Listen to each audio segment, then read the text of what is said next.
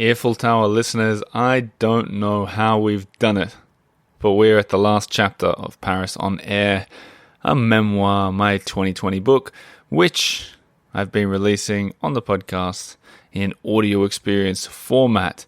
If this is the first time you've ever listened to this show, you have come to the wrong place right now. You should rewind 9 episodes and start there. Or go further back into regular scheduling where I usually talk about Paris or France. This is the audio experience. This is a whole different kettle of fish. And just to skip ahead to the end of the episode, I do a really sort of proper outro conclusion finale there. So I figured there's no point in me doing another one. So I'm going to sort of build this like an upside down cheeseburger here and start at the end. I just want to say thanks to everybody who's been listening. I've been getting lots of lovely messages and cards and packages and stuff from all over the world. You guys are very lovely indeed. Special thanks to the Patreon members who not only have allowed me to have a career. It sounds like I'm retiring or something. Not at all. Rather the opposite. I'm just getting started. But I just wanted to make sure I said some thank yous. Thanks to the Patreon members because not only have they given me a career, but they also allowed me. I asked them if they didn't mind me sharing this audio experience, which I released on Patreon about a year ago.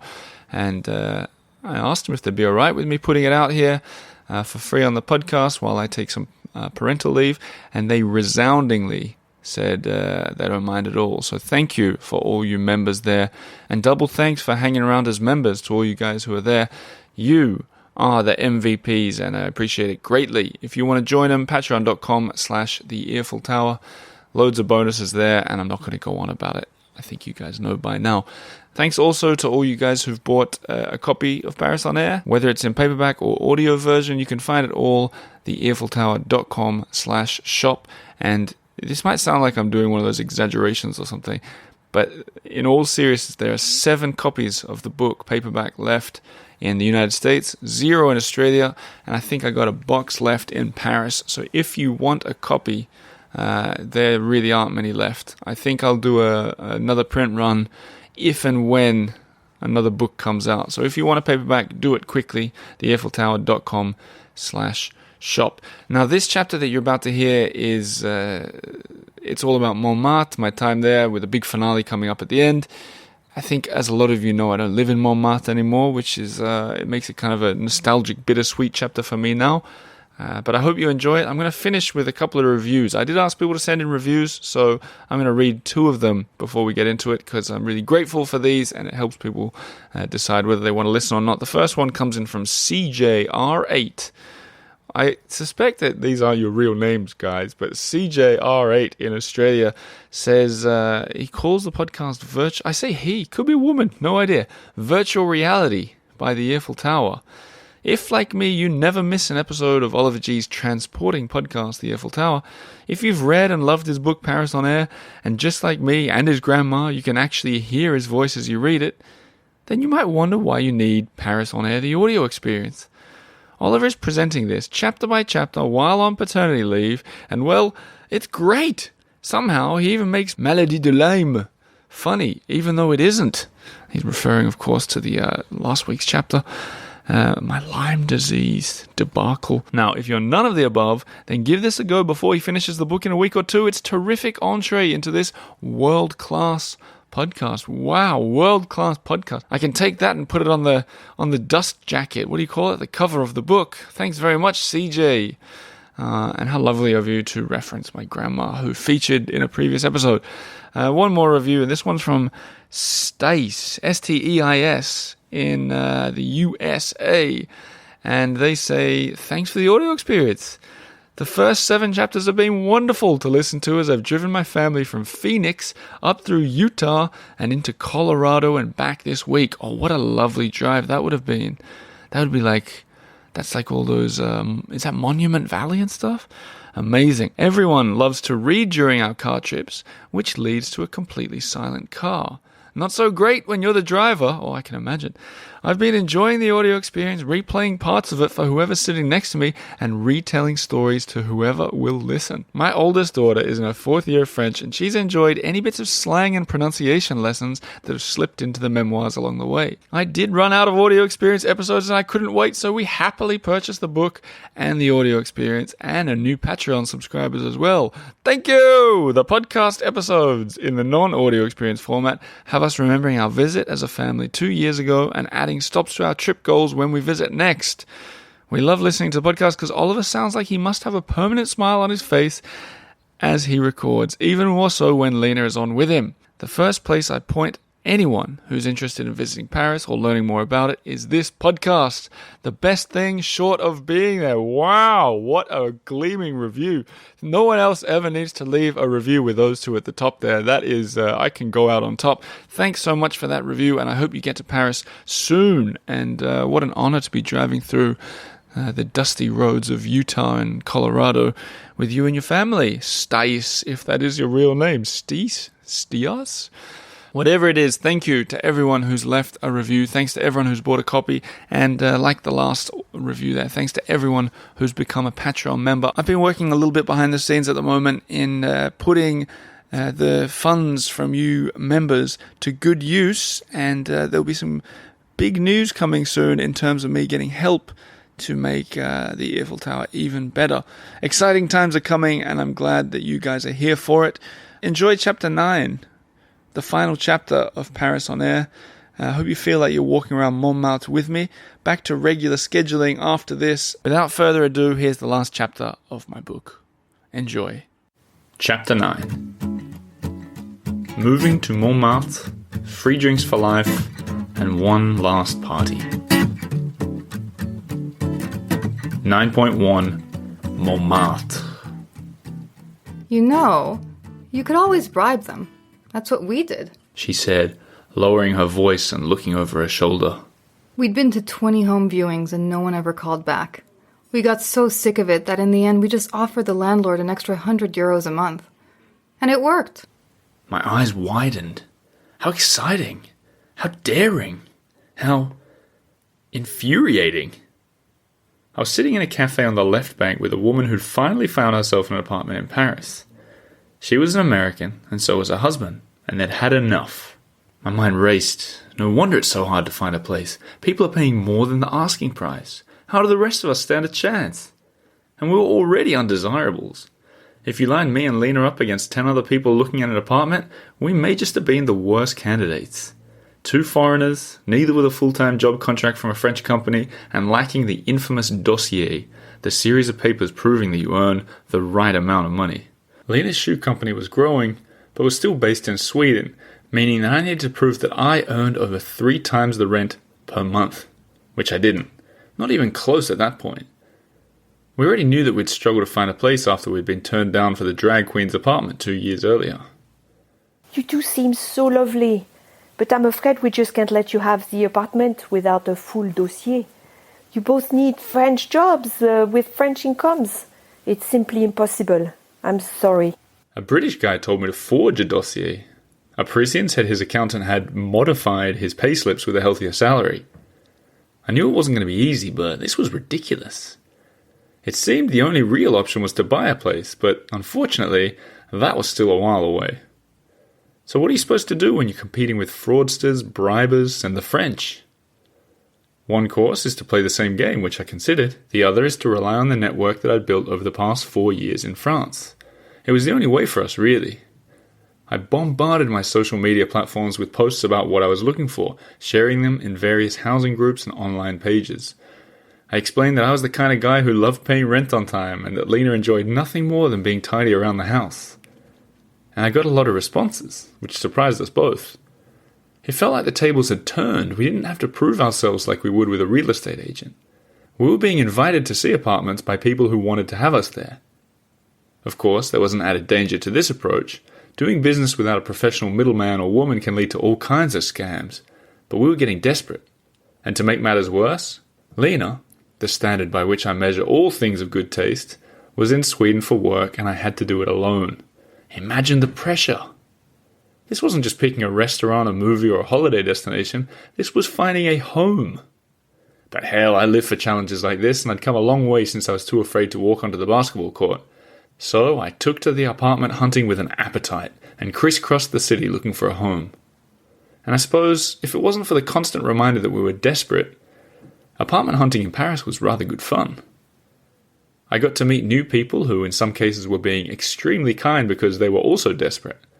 One young couple, who contacted us because they thought the wording in our ad was so funny, poured me drinks and invited me to stay for dinner.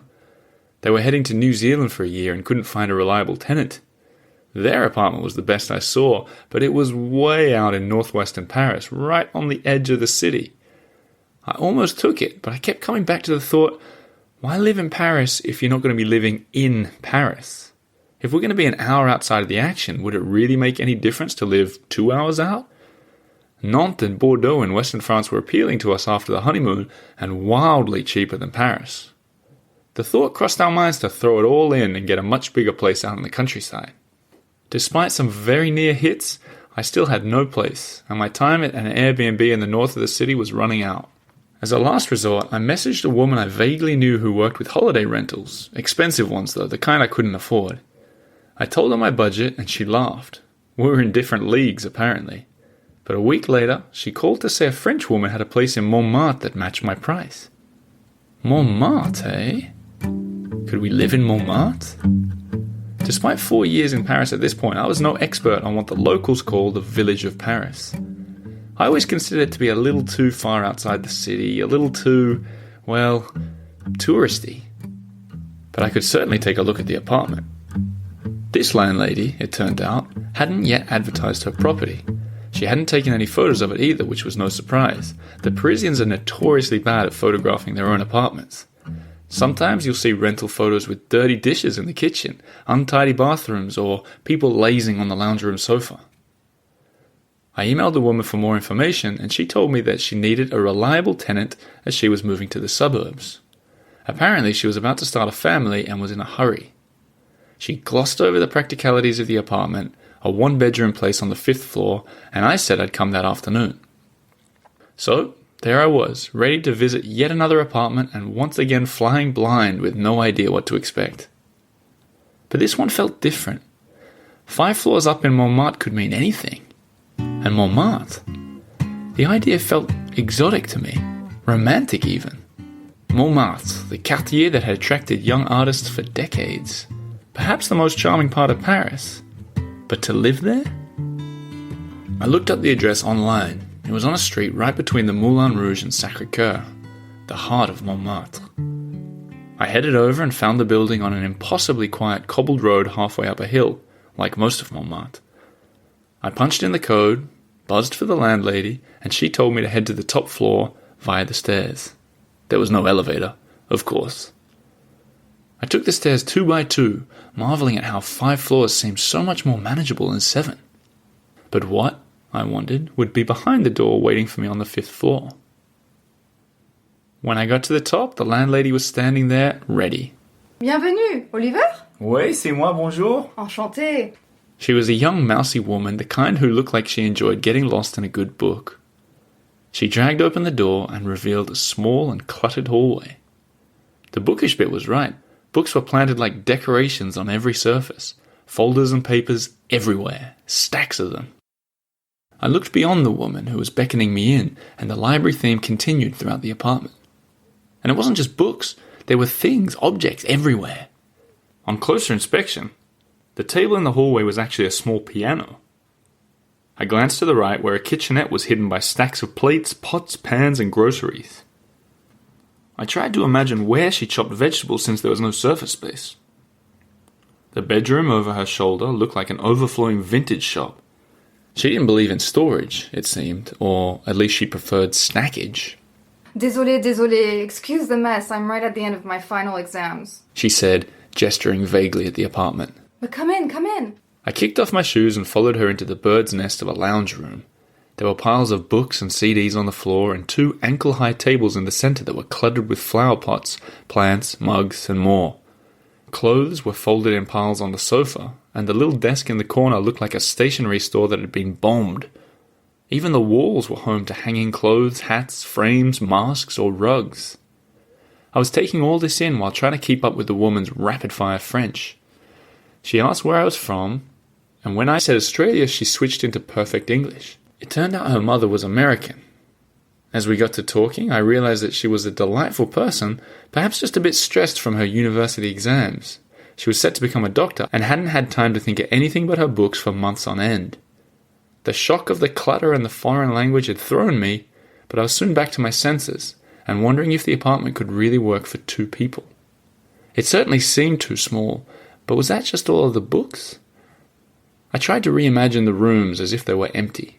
I mentally added a cupboard or 2, removed 500 books from the floors, got rid of the piano, and stripped the walls of everything.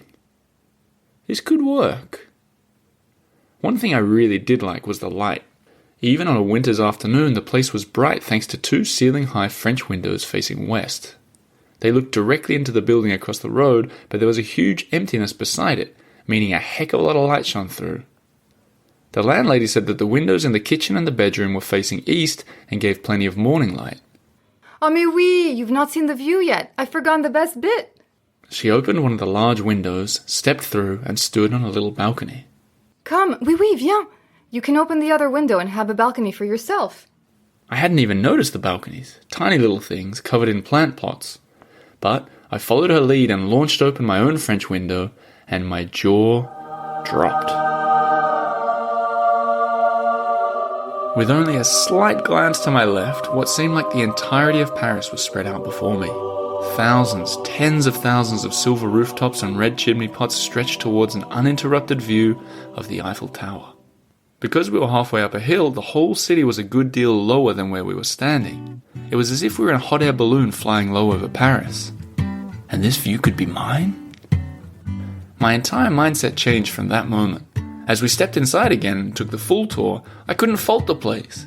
Look at this, a bathroom with a full-size shower. And fancy that, views from the kitchen and the bedroom too. And sure, at 35 meters squared it was a small place, that's 375 square feet, but it was nearly twice the size of our old home in the second arrondissement. I didn't need much more convincing. I told the woman we'd take it. When she met Lena several days later to sign the documents, she said she hoped we would stay for a very long time. Yes, we were to live in Montmartre, the village of Paris, the setting for the Belle Époque, where artists in the late 19th century gathered for low rent and cheap drinks, where cabarets took the world by storm, where painters like Picasso and Renoir worked on their masterpieces, and where the legendary French singer Charles Aznavour based his most famous song, La Bohème. 2 weeks after we signed the contract, and decades after all those famous faces had gone, we came screeching into Montmartre in a rented van with all of our belongings in the back. We'd chosen to move midweek to avoid the weekend traffic, but it meant none of our friends were free to help us. And because the deposit on the new place had cleared our bank accounts again, there was no budget for hired help. This was a shame because I'd always wanted to rent one of those crane hoists I'd marveled at so many times in Paris. You know, the ones that lift the furniture from the street to the top window. If only. No, we did the bulk of the move alone. Lena took the wheel of the rental van for the white-knuckle drive through the narrow one-way streets, stopped at our new address, and I unloaded as much as I could before the traffic started to pile up. Then, with no space to park a car, let alone a moving van, she took off and drove in a loop of our new neighborhood as I bounded up 5 flights of stairs with 4 years' worth of belongings. It was insane, and we were exhausted, but we did it with glee, knowing that our own little chapter was at the top of those stairs and ready to begin. Montmartre was to be on our doorstep. What a time to be alive.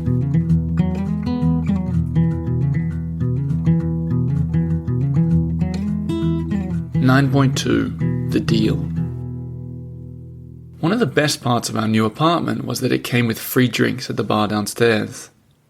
Our landlady had made a deal with the bar owner so that he could store his beer in her basement, and in return, the apartment tenant would never pay for a drink.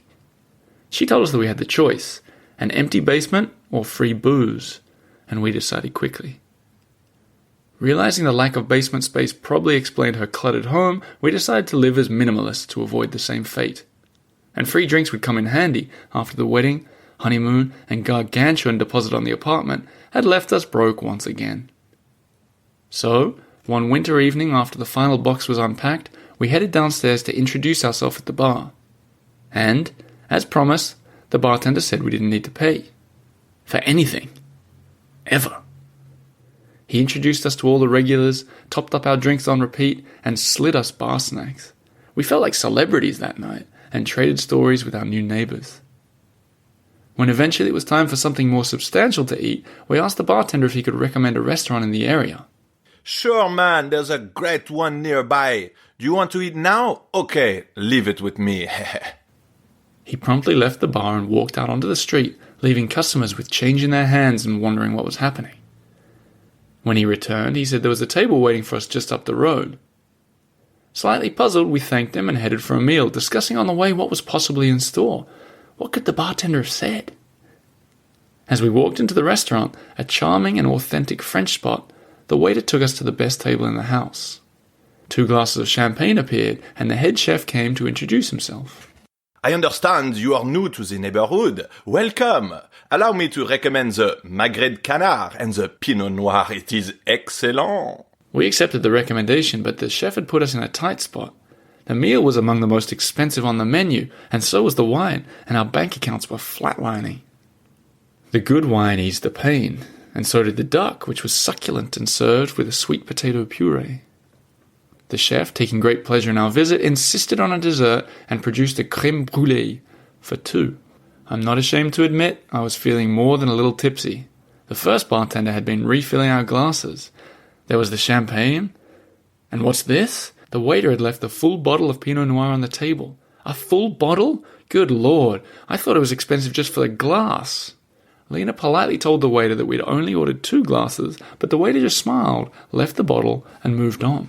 I started to have flashbacks to Le Maurice Hotel, where the gin and tonics had left a hole in my pockets for weeks.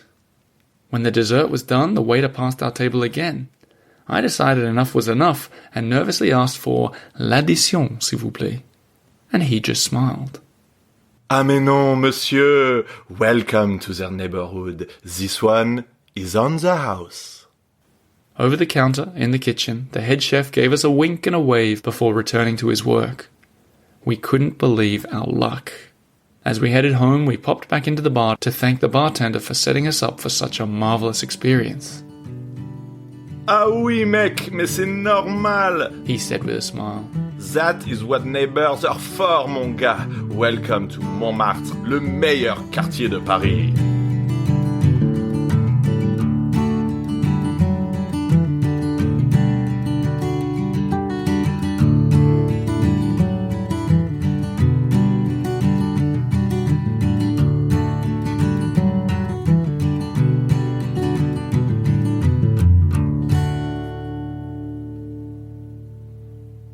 .3 Life in Montmartre. I love Montmartre. I never really had much time for it before. It always seemed too touristy, too far from all the action. And it was certainly too far to get to on foot, because once you arrived, you were at the bottom of the hill and probably done with walking for the day.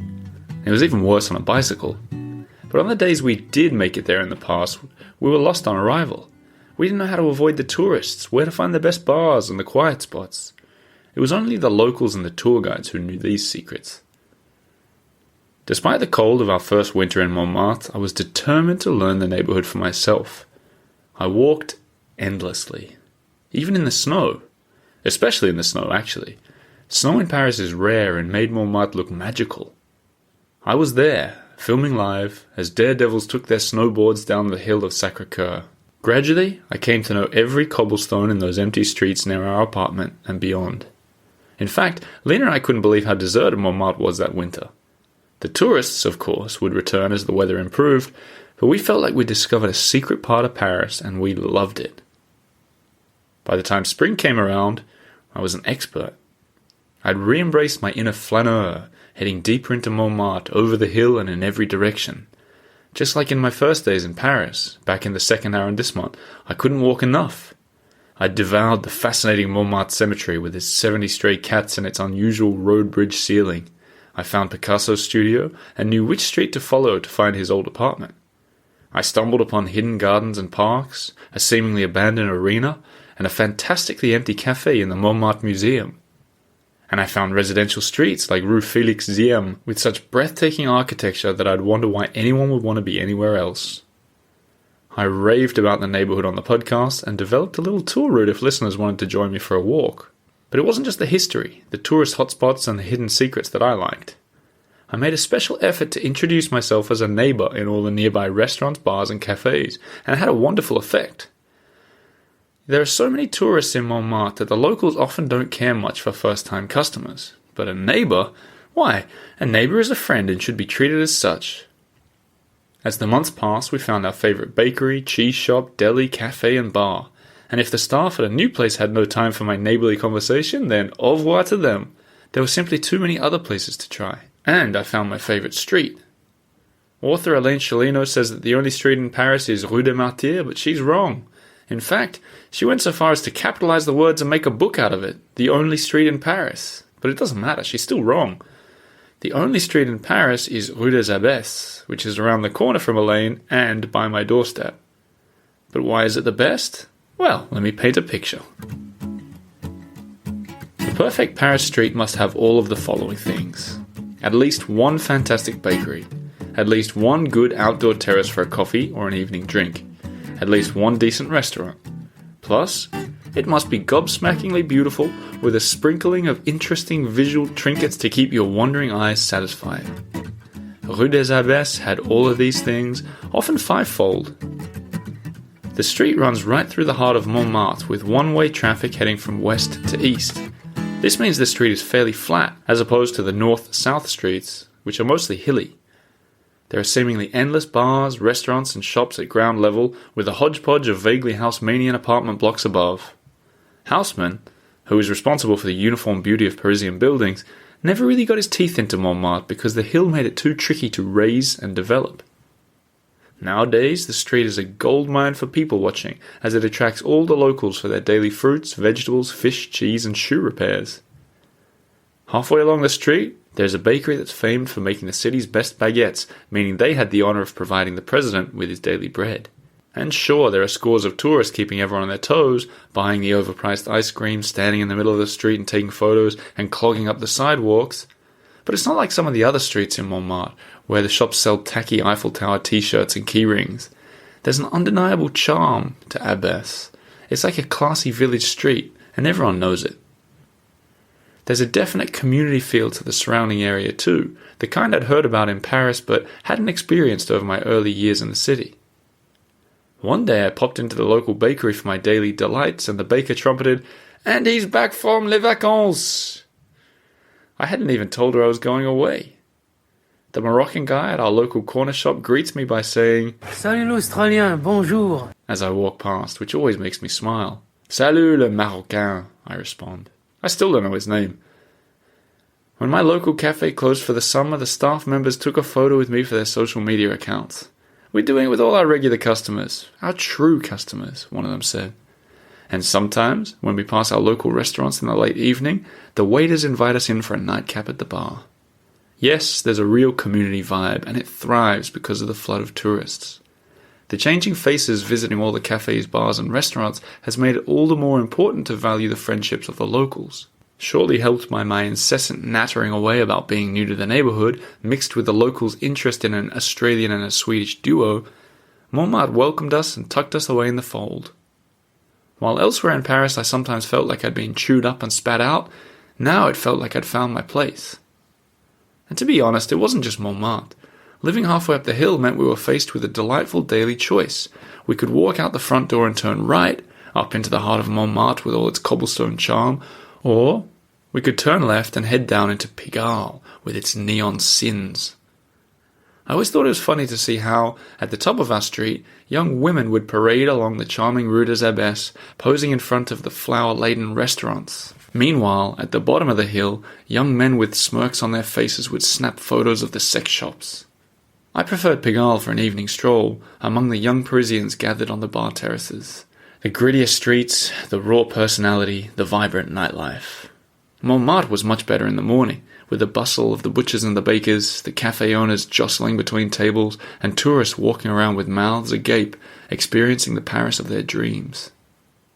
It might sound strange, but I even liked seeing those tourists, especially when you could see how happy they were to be walking through those streets from their dreams. But it wasn't all fun and games in our new lives. As our friends had predicted, Montmartre changed our habits. It truly was like a village, and we didn't feel the need to venture into the rest of the city as much. Gone were the days of playing basketball in that wonderful covered market in the Marais, and the Canal Saint-Martin, which had hosted countless soirees over those early years, took a back seat as we preferred exploring new corners of Montmartre. I was no longer a regular at the Peloton Cafe, which was now on the far side of town as far as I was concerned. And, to my great chagrin, gone were the days of Lena's banana bread as our new kitchen wasn't equipped with an oven. Even our scooter, our beloved red scooter, retired from daily driving and only came out to cross town. We'd gone full Montmartrois, and we didn't mind at all.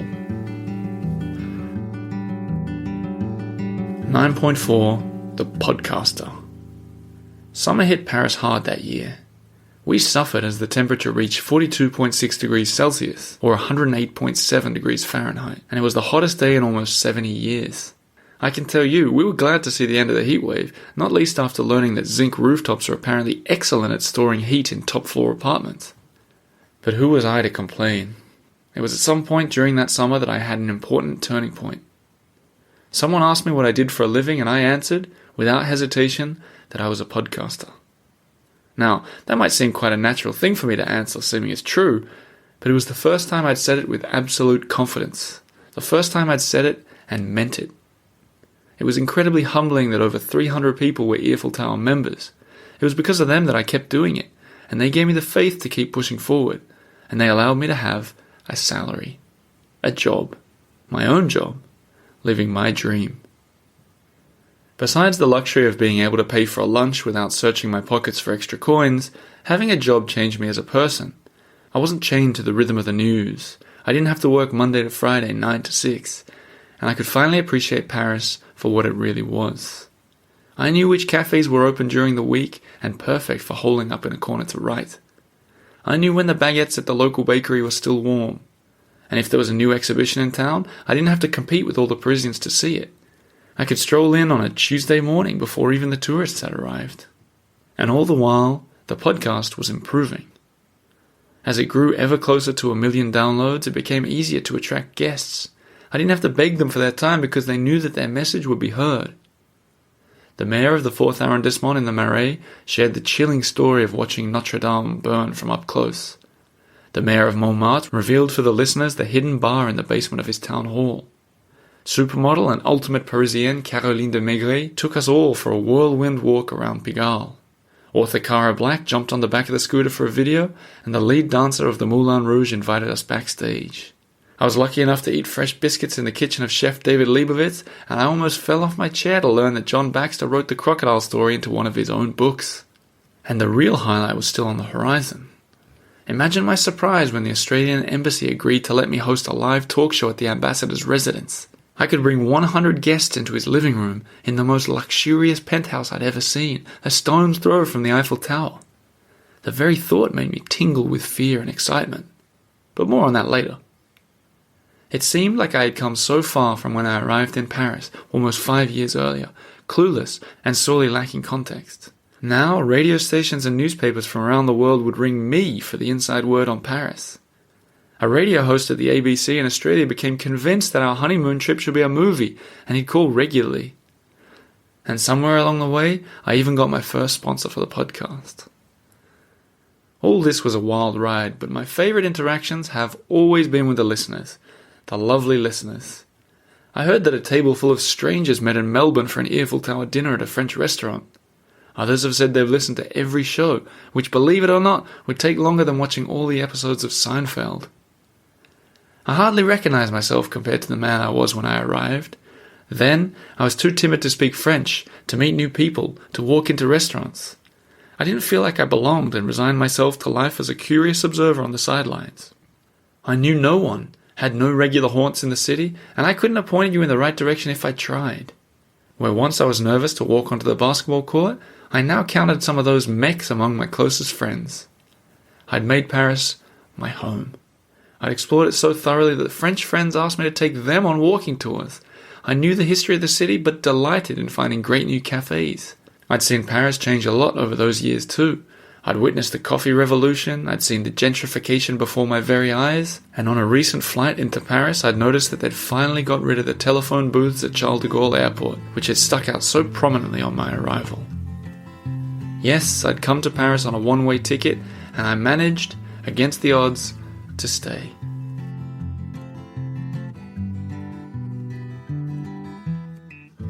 Long after we had settled into our home in Montmartre, we decided to host a little soirée. A few hours before the guests arrived, Lena and I went to get some supplies from Rue des Abbesses. We started with champagne, ducking into our local wine store and asking for the shopkeeper's recommendation. We got chatting with him, in French of course, and said we were looking for 2 bottles of champagne. We traded stories about where we were from in the world, and he said he was from Brittany. We surprised him when we said we'd scooted through his hometown. Our honeymoon story, now so well practiced, left him shaking his head in disbelief. He had a scooter too. When we got to the cheese shop, the fromageur was equally friendly. He shared his own stories about Sweden and Australia. He gave us a few samples and laughed when I told him about my fear of cheese shops from years before. When we explained that we lived around the corner, he pulled out a loyalty card, stamped a few boxes, and said he hoped to see us again. We walked back home, laden with the champagne and a haul of new cheeses to taste. As we approached our little home on the hill, I had a major epiphany. I was reliving that night back in Montaigu when I'd invited my neighbour, Stéphane, for cheese and wine. That first night, I'd been brushed off by the local merchants, had taken my cheese and wine back to an unimpressed neighbour, and we'd eaten off a table made from a vintage suitcase. Now, I'd joined forces with the love of my life, Lena, not Stéphane. We'd picked good drinks and cheeses thanks to the lessons from the basketball mechs, and we lived in an apartment big enough to actually accommodate guests. And believe it or not, we had a proper table too. Yes, after years of being a struggling Australian in Paris, I finally felt like I was in sync with the rhythm of the city. Later that evening, our friends arrived from their respective Paris neighbourhoods. Many of them hadn't been to our place yet, so we gave them the grand tour, which took all of 45 seconds. But still, we were proud that we had enough space and enough chairs for everyone. We popped the corks of the champagne and treated it like a housewarming party. The highlight of the evening for our friends was the view of the Eiffel Tower. There's no denying it, the Iron Lady, especially at night, is a show stealer. At one point, I was telling them all what I thought was a particularly funny story when the clock struck 10 p.m. and the tower lit up behind me with its twinkling light show, as it does every hour. The group ignored my punchline and pressed their faces to the window to watch. These were Parisians, mind you. They'd seen the lights, probably many times, but they were drawn in like moths to this dizzying flame. Yes, the Eiffel Tower and its lights stole my thunder that night, but it gave me a cunning plan. A plan for how maybe, just maybe, I could use that tower to my advantage when the big event at the Australian Embassy rolled around.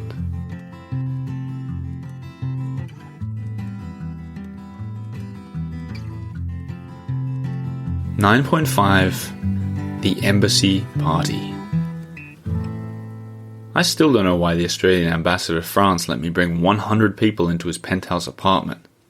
I also don't know why Australia, of all countries, had such a grand ambassadorial residence. And I had no idea, at the time, that the story behind my event there would be the last chapter of this audio experience. But now wasn't the time to be thinking about these things. It was late October, a crowd was arriving downstairs, and I was standing alone by the grand piano trying to figure it all out.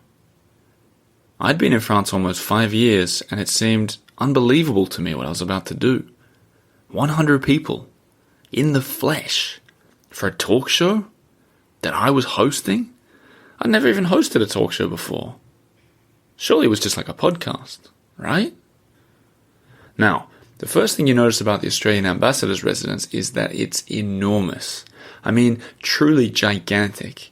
It's big enough to have at least one elephant wandering about without being a nuisance. Maybe even 2. The second thing you notice is the view of the Eiffel Tower through the ceiling-high panoramic windows, looming so large that it feels like a fake Hollywood backdrop. The embassy is just 400 meters from that magnificent tower, and I was counting on the Iron Lady to provide a surprise grand finale for the evening, if only I could play my cards right. Yes, I had one last trick up my sleeve that would rely on impeccable timing, blind faith, and the courage to face certain embarrassment if things went wrong. But for the moment, I was focused on the logistics of the night. The embassy team had set up rows of chairs on the ambassador's plush, thick carpet. The kind of carpet I imagine you could sleep on, if it really came to it. Carpet that felt comfortable on my feet even though I was wearing shoes. By the massive windows were 2 more chairs, a small table, and 2 microphones. These were for me and my special guests, and this would be the stage for my first ever talk show. With the wondrous Eiffel Tower right over my shoulder, I was calmed by the knowledge that if the talk show lagged, at least the crowd would have something worthwhile to look at. The embassy had allowed me to host the talk show on the condition that it had an Australian theme. We decided on Australians making their mark in France, and I invited guests including the lead dancer from the Moulin Rouge, author John Baxter, and Ambassador Brendan Byrne, of course. We agreed to stream the live show for home viewers on YouTube, and the embassy said all I was expected to do was put on a good show, fill the room, and provide the catering. The logistics and security meant it was like organizing a wedding in an airport, but a chance like this didn't come around too often, and I was running with it. This would be Paris on air, as no one had seen it before. But back to the ambassador's living room. The evening was setting in and the special guests were arriving. John Baxter channeled Al Capone with a black overcoat and wide-brimmed fedora. Amanda Chapman from the Moulin Rouge wore a short sequin dress and looked like she had stepped right off the stage. The ambassador himself oozed charm with an open jacket and a diplomatic smile. Right before the audience arrived, we went over the plan. No more than 5 minutes per guest, short stories, on topic. A steady camera and a hidden timer in the front row. The ticking clock was the most important thing. We had to finish at 9 p.m. on the dot, not a millisecond later. I turned to look at the Eiffel Tower, blinking to life as the evening set in. It was time. The 100 guests, no doubt eager to see the residence for themselves, flooded into the penthouse and the soiree began. And I wasn't ready for it. I was hit by an almighty sense of humbleness and nostalgia. About half of the crowd were my podcast supporters, the people who had truly believed in it and had joined forces to turn it from my hobby to my job. I recognized some of them from past events. Some had been listening for years. Some said they'd planned holidays from abroad to coincide with this very event. In the crowd, I also saw faces from the past 5 years of my life in Paris. They streamed into the room in their best clothes as if it was a wedding. Or a funeral, yet to be determined. It was kind of like that final scene in Titanic, where all of the characters are together one last time. My basketball buddies lumbered in, towering over the others. Friends, family, and even the guys from the Peloton showed up too. Past podcast guests like Michael Kennedy from Pan Am Brewing Company and Nico Piaget from KB Cafe were the catering heroes of the evening. And the local band, Slim and the Beast, the guest from my very first podcast episode, brought their guitars and handled the entertainment. I spied other past podcast guests in the crowd too, like the mayor of Montmartre and author Cara Black. But this was no time for mingling or thinking about Titanic. It was time for the show. I had it scripted to the second, and we couldn't miss a beat. As 8:30 approached, we gathered the guests into their seats and explained what was about to happen. Talk show, live stream, Australian theme. I started to sweat. Gotta remember the clock. Can't waste a second. God damn, that's a fine carpet. I asked the crowd if they wouldn't terribly mind to cheer and applaud louder than ever before at the start of the show to spruce up the live stream. Then, I excused myself and headed onto the sweeping balcony with the ambassador for an opening monologue. It was showtime. The ambassador and I got the ball rolling, welcoming the home viewers on camera. Then we headed through the balcony door into the living room. The roar of the crowd, playing along for full effect, was outstanding.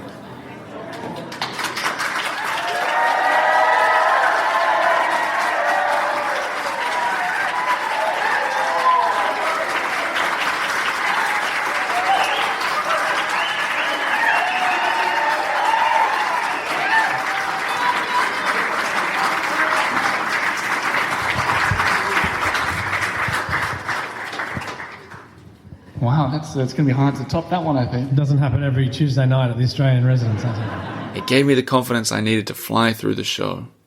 And it all seemed to work. Each of the guests played their part, We talked about Australia, Paris, books, and cabaret. The clock ticked on, and with 1 minute until 9 p.m., I got a signal from a helper in the crowd who surreptitiously held up her phone with a timer ticking towards 0. This is it. Here we go. One last surprise. I started to give my thanks in a speech I'd rehearsed so many times that I knew I could do it in exactly 60 seconds. I began by thanking the crowd and the sponsors, and everyone unexpectedly applauded. What's going on? There's no time for clapping. Please hold the applause, I urged in panic. 60, 50, 40 seconds left. My God, I'm running out of time. I thanked the listeners, the viewers at home, my special guests. 30, 20 seconds. Out of the corner of my eye, I saw the head of the embassy team looking at his watch with wide eyes. He shook his head. He knew what I was about to do, and he had advised me against it. Then, I looked at the crowd, and I told them a lie. Hold that applause for a second, because I've got a little way that I organized to say thank you. I talked to the guys over at the Eiffel Tower and I said, keep an eye on us. And when I start clicking, maybe you could...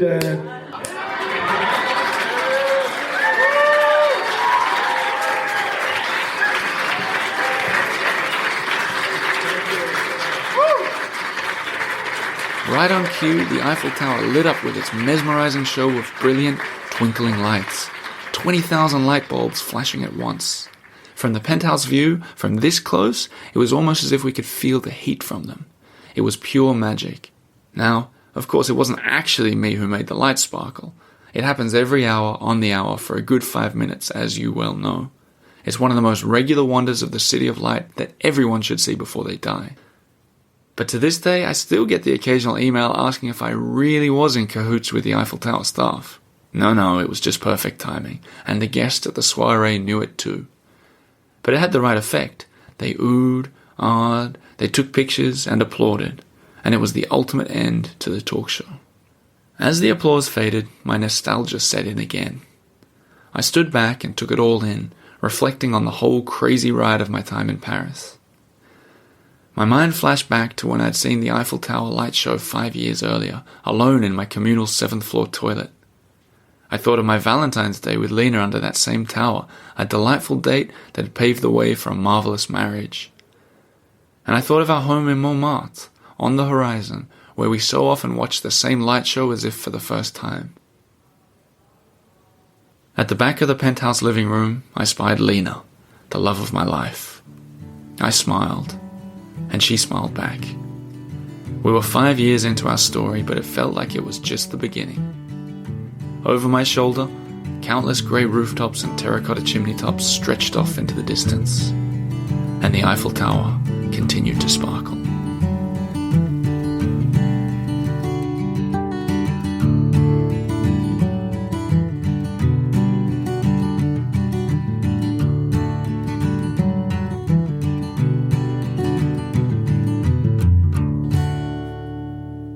Well, there you have it, guys. That is the end of the audio experience. What a trip. That was a huge trip for me personally, not just living through the story that I'd written, living through the story that I lived again, but making an audio experience during a lockdown was something that was memorable in itself. I mean, getting all the characters from the book and getting other people like my neighbor and friends to chip in for some of the characters, that was a mighty, mammoth and memorable task in itself. Editing it all together, trying to get for that 6 p.m. deadline on Patreon every day. What a way to get through a lock, and what a glad feeling I have to finish it, as many of you know, in this awesome apartment that's also really close to the Eiffel Tower. Where I'm sitting now, if you don't know what I'm talking about, I'm about 100 meters from it, even closer than the embassy. So, funny how things come in a big circle like that. I didn't mention it, going through that last chapter about Montmartre while we're living in a lockdown was really odd for me too, especially to think about how I talked about all the bustling cafes and the tourists all over the place. It's funny how things can change so quickly. But what I will leave you on are a few words of thanks and then something to look forward to. Firstly, in terms of the book, I wrote an acknowledgement section in the book. I think I should just go over that quickly. I put a thank you to Lena for being my sidekick and often the instigator in most of the stories that you just heard. I thanked John Baxter for reading over the first draft, Paul O'Mani and Janet Hulstrand for their magical grammatical polish, And I thanked some of the photographers who took some of the pictures that you will have seen in the book. I thanked all the podcast guests, and I said the first edition of this book was made largely possible thanks to the following people. Their generosity during the Kickstarter crowdfunding campaign made all the difference, and without them, no one would have been reading the book or indeed listening to this audio experience. So here are their names. I realize I'll probably pronounce something wrong here, but let's give it my best shot. Ruth and Peter, Tom and James, Eddie and Elizabeth, Mary Barone, Joan Burns, Leda and Reed Randolph, Kim Loftus, Sandy and Steve Ziegler, the Moores and the Pearsons, Maria Tranzado, Blythe and Mark Musterick, Deborah and Ron Ball, Nan and John Moss, Judith Solanke, Meredith Mullins, Lou Brigham, Terry Cardwell, Sheila Miner, Lachlan Cook, Steve Oldswald, John Clark, Linnell, Cindy Owens, Jody and Carl Beam, Juan Ulloa, Jim Carmichael, who we heard in the book actually, the Australian, Catherine V. Miller, Camille and Oliver from FrenchToday.com. They also featured in this audiobook a couple times. Philippe Hertzberg from Secret Journeys, also a guest on the show. Erin and Michael Bittler, Christine Jeetma, Margaret Patterson, Cindy and Melanie Mollard, Demetrius and Samantha Cancios, Joshua Swanson, Human Nature, Cindy Whitforth, John and Anna Margol, Heidi and Michael Boyd, James Arthur, Frank and Sandra. And that is everybody. Thank you so much for supporting the Kickstarter. Thanks to all you Patreon supporters who've been listening along and commenting all the time. That really helped me get through this, because it turned out to be a huge task that I kind of hadn't anticipated how long it would take to put it all together. I said it before, I think somewhere, that I estimated that for about 15 minutes of this typically takes about 3 hours to make. So you can probably figure how much time went into it. Oh, look, there's an About the Author section at the end. I'll read it to you. It says, Oliver G. was born in Melbourne, Australia. At the tender age of 21, he left Australia seeking adventure in Africa and Europe. He tried and failed to settle in London, very nearly settled in Sweden, and seems to have settled in Paris. He runs the award-winning travel podcast, The Eiffel Tower, which you can find anywhere that plays podcasts. To learn more about Oliver, a good place to start is theeiffeltower.com. Oliver finds it hard to write in the third person and wonders why anyone would read an About the Author section of a book that has largely been about the very same author. Paris on Air is his first book. And that's it. That's the whole audio experience. You guys have heard the whole thing. Maybe you didn't listen to it on Patreon. Maybe you listened to it in the audiobook, for which I thank you for buying as well. As for me, I've been spending the past 2.5 months living in Paris under lockdown, and then seeing this fantastic period of it deconfining, going through déconfinement, as they say in France, which has been fascinatingly interesting. Not to mention, I've been living in the 7th arrondissement, walking around there every day without the tourists, has inspired me.